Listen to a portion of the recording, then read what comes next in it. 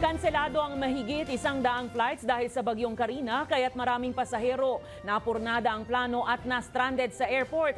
Ang ilan sa paliparan na magpapalipas ng gabi. Sa PTEX naman, kanselado rin ang ilang biyahe pa norte dahil sa ilang hindi madaan ang bahagi ng NLEX Valenzuela area. May balitang A to Z si Ace Cruz. Mula Cavite, inagahan talaga ni Nanay Laura ang dating sa NAIA Terminal 3 dahil sa takot na malate sa kanyang flight sa hinang bagyong Karina. Pero ang kanyang biyahe pauwi sa Tacloban. Nakapila na ako dun sa check-in, tapos yun na lang sabi, wala na, canceled na. Pagod talaga sir, pagod lang, tapos na-dismaya syempre. Kaya atrasado ang kanyang bakasyon para makasama ang mga kaanak sa probinsya. Hindi ko pa din-expect kasi excited na rin sila. Akala nga nila makarating ako ngayon eh.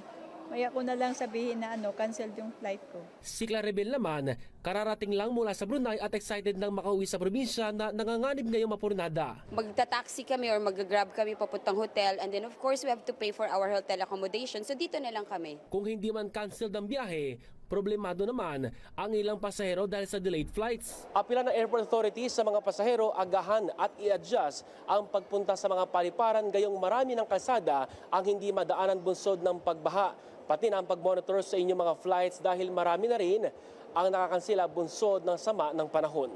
Sa abiso ng Manila International Airport Authority, higit 140 na ang kanseladong flights ngayong Miyerkules. Kabilang sa mga nakansela ay flights ng PAL Express, Cebgo, Cebu Pacific, Philippine Airlines, Eva Air at iba pa. Isang flight naman ang diverted. Karamihan sa kanseladong domestic flights ay mula Maynila papuntang Bacolod, Cagayan de Oro, Busuanga, Davao, Cebu, Iloilo, Naga, Masbate, Siargao, Caticlan, Puerto Princesa at iba pa. Sa international flights naman, nakansela ang mula Maynila papuntang Taipei, Taiwan.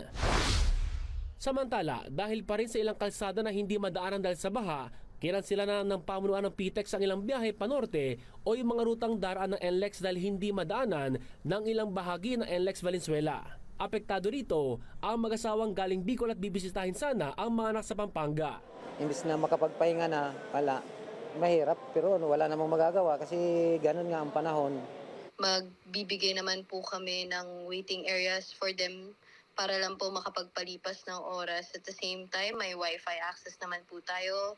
Hindi naman po sila maiinip. And of course, may aircon po tayo sa terminal. Kapag po gabi na, usually yung ating team naman po ay nagpapamigay ng mga konting snacks para sa ating mga passengers. Samantala, pasado alauna nitong hapon, inanunsyo ng PTEX na hanggang North Avenue lang ang biyahe ng EDSA Bus Carousel dahil lubog na sa baha ang Muñoz hanggang Balintawak sa Quezon City.